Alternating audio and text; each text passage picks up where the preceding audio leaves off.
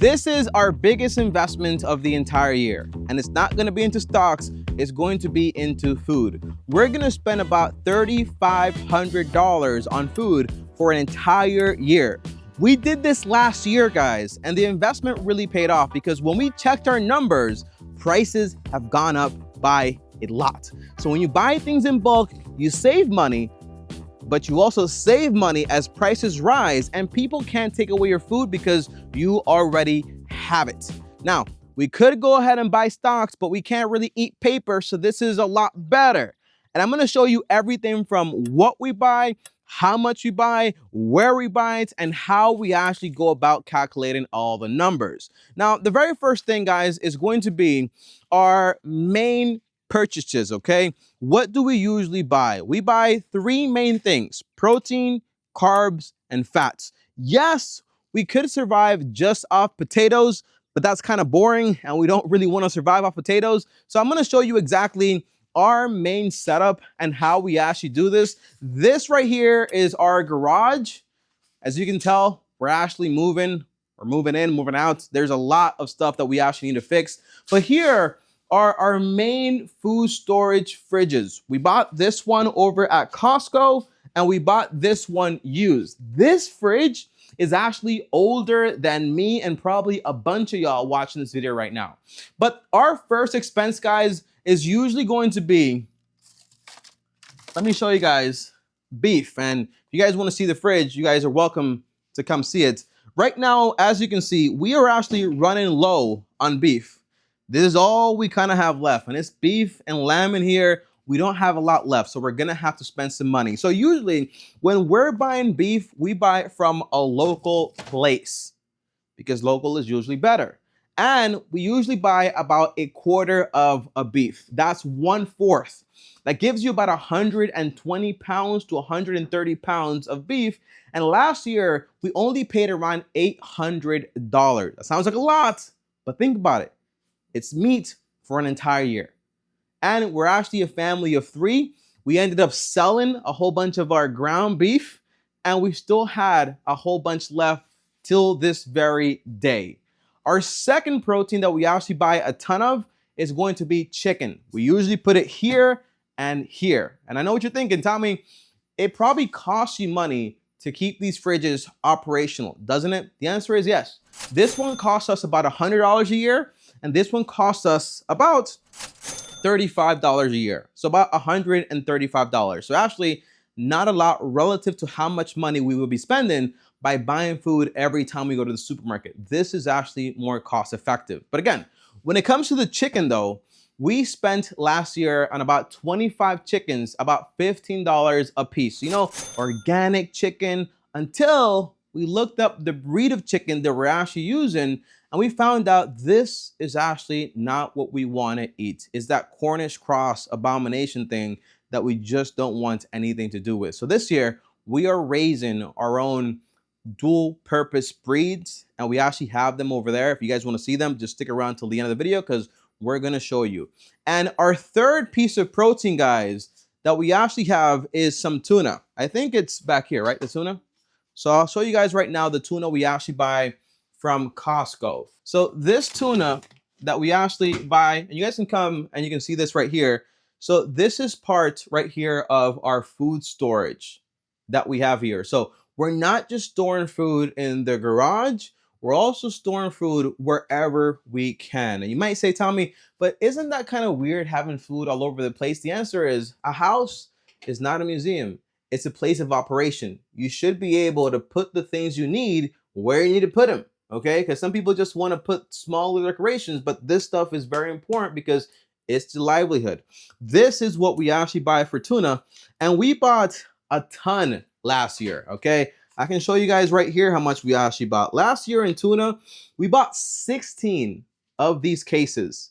16 of these, okay? And there were about $13 a pop, so we spent about $208 on 96 cans.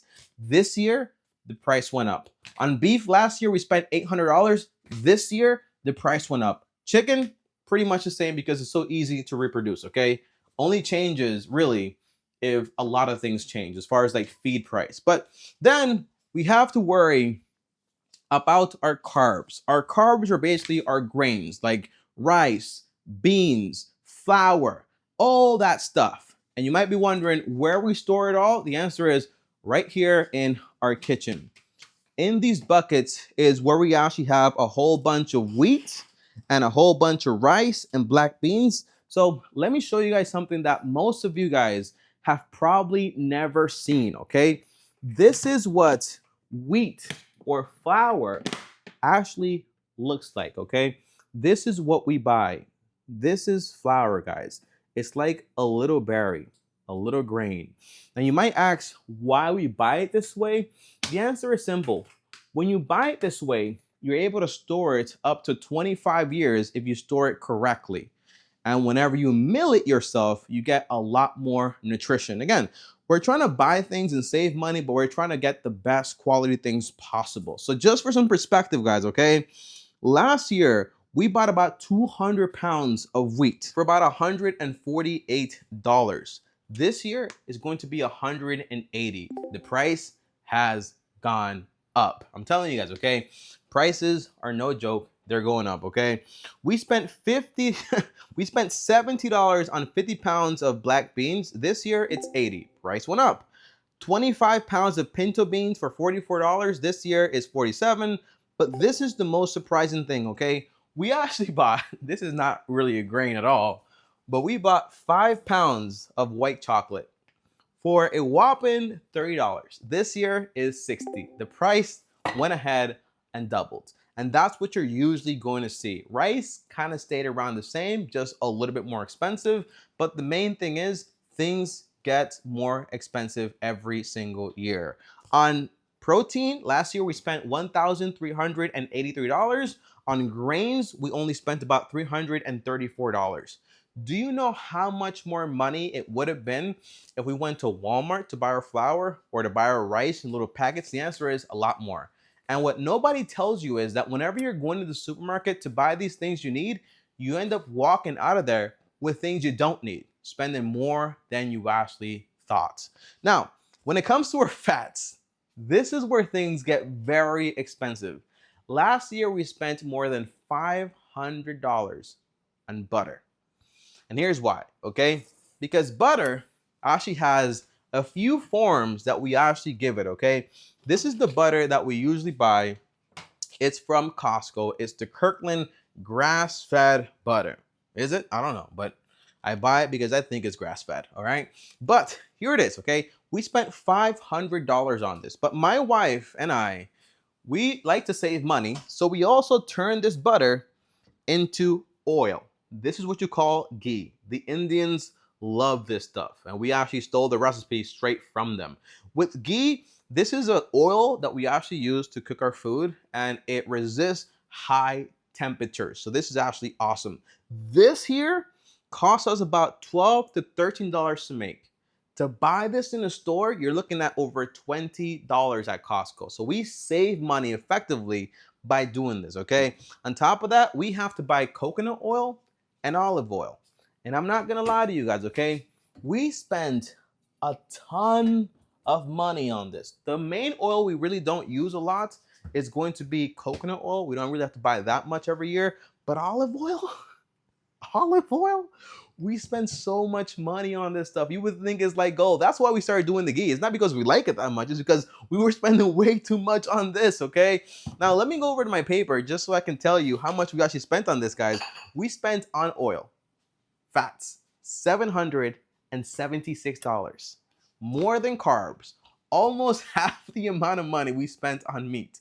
We spent on this thing.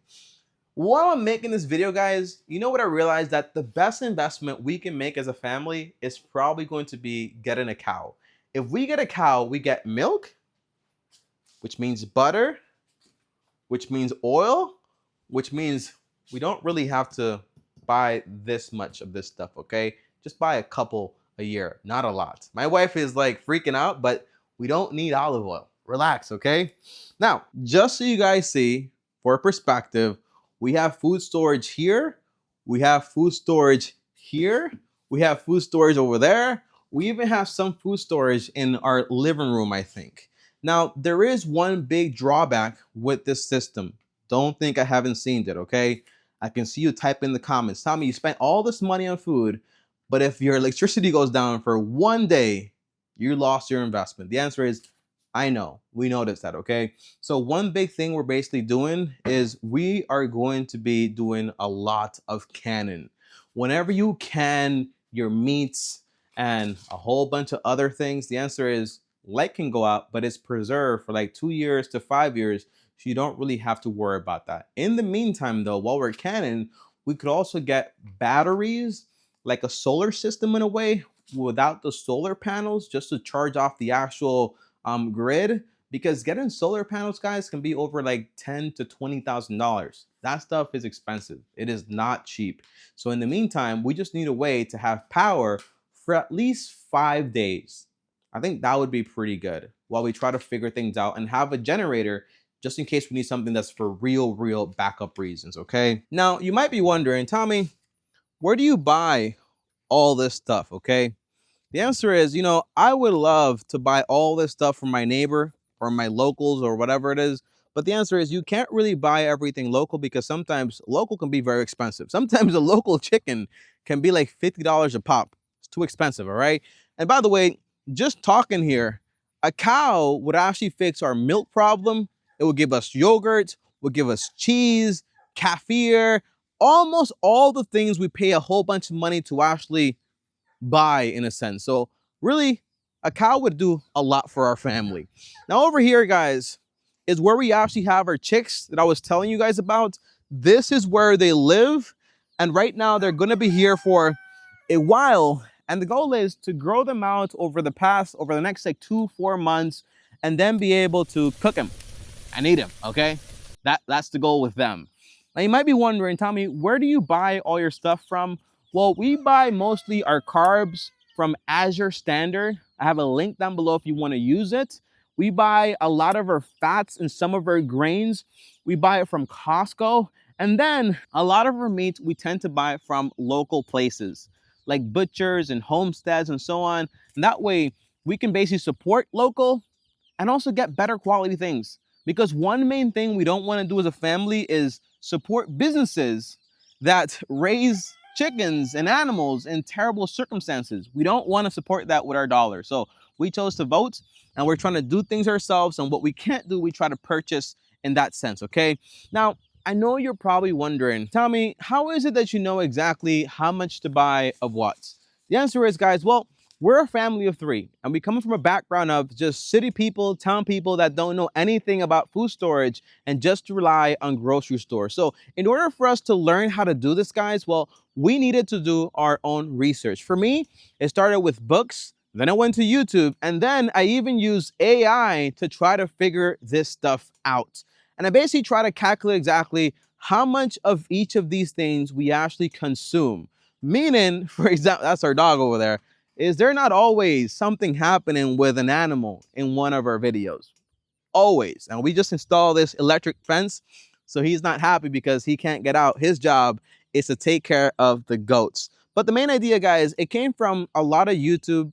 It came from AI and just trying to calculate and be very precise as far as how much are we spending on these things, and then buying things, okay? The first thing we bought were all of our carbs. And then we started buying all of our chicken. And then we started buying all of our beef. And then just like that, we ended up with a whole bunch of food storage. In total, it's about $2,500. But then there's $1,000 gap that we tend to spend on going to the Walmart every now and then, on buying cheese because my wife really likes cheese, on fruits and vegetables and all those things. And strawberries, she loves strawberries. One big thing that I think we can do a lot better is buying fruits when they're in season. That way we save so much money and we can buy a whole bunch in bulk and don't really have to worry about it. Now, I know you're wondering, Tommy, how is this an investment? You're buying food, you're not making any money. The truth is, they tend to teach us that investments is just stocks and buying this and making that. But in reality, when we buy food in bulk, we save a ton of money because that means bulk versus retail automatically is a 10 to 15% discount. But not just that, guys, okay? When we buy food in bulk and we have all our food, we don't have to worry about the price going up. And that usually happens. We saw ourselves how now that we're buying food again, the prices have gone up by a ton of money. I mean, we went over to the person we buy beef from, and all of a sudden it was like, hey, why are you charging us so much money? Price went up. That happens a lot. And it also protects us against inflation. If we just had that money in a bank account, it would be eroding. But when we put that money into actual wealth, which food, by the way, is a form of wealth, physical wealth, well, we're protected against inflation, and our dollars actually go further in a way. Now, I'm gonna tell you guys something that most people don't tell you, okay? I'm gonna tell you. There is one big drawback with buying all your food. We've had to buy a lot of cheese, a lot of pistachios, and a lot of other fruits. Because when you have things in bulk and you have them at your access, you tend to consume a lot more of them. And that's something I've noticed. I bought enough pistachio for an entire year. Turns out that was only enough for a month. My wife bought enough cheese for an entire year. Turns out that was only enough for 2 days. All right, I'm just kidding about that one, guys, okay? But really, when you have things available to you directly, you tend to spend more money than you tend to eat a lot more of it. That's what I mean to say, okay, guys? But that's how we're gonna spend a whole bunch of money on food. If you guys want a full video on how we're gonna be doing all these adjustments, like getting a generator and how that's gonna save us money, or getting a cow so we can produce our own things, or getting a water storage, because we're trying to think about what can we do to produce our own things so we don't really have to rely that much. Let us know in the comments down below and I'll make that video. Yeah, it's actually interesting because my wife just told me about it, but the person I got this idea from in the book, he was like, I bought enough wine for 10 years and it only lasted me 1 year because he has so much access to it that he just started to drink it all.